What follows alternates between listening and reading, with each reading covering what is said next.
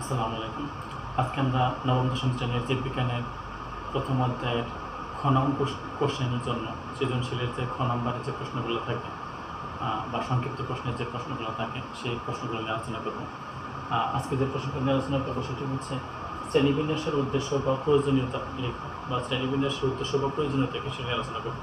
এই চ্যাপ্টারে এটি হচ্ছে অত্যন্ত গুরুত্বপূর্ণ একটি প্রশ্ন, সেটি আলোচনা করব। আমরা জানি আসলে শ্রেণীবিন্যাস আর মূল উদ্দেশ্য হলো আসলে বিশাল এবং বৈচিত্র্যময় জীবজগৎকে সহজে, অল্প সময়ে এবং কম পরিশ্রমে জানতে পারা। আমরা সহজে এবং কম সময়ে এবং অল্প পরিশ্রমে আমরা যাতে বিশাল এই জীবজগৎকে জানতে পারি সেজন্য আসলে শ্রেণীবিন্যাস করা হয়েছে।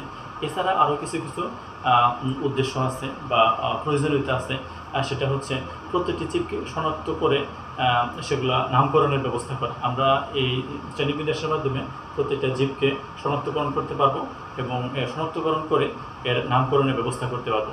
তারপরে হচ্ছে জীবজগৎকে এবং মানব কল্যাণে প্রয়োজনীয় যে জীবগুলো আছে সেগুলো শনাক্তকরণ করতে পারবো এবং শনাক্তকরণ করার পরে এগুলোকে আমরা সংরক্ষণের জন্য ব্যবস্থা করতে পারবো। মূলত এসব কারণেই শ্রেণীবিন্যাস করা হয়েছে। আর শ্রেণীবিন্যাসের উদ্দেশ্য বা প্রয়োজনীয়তা মূলত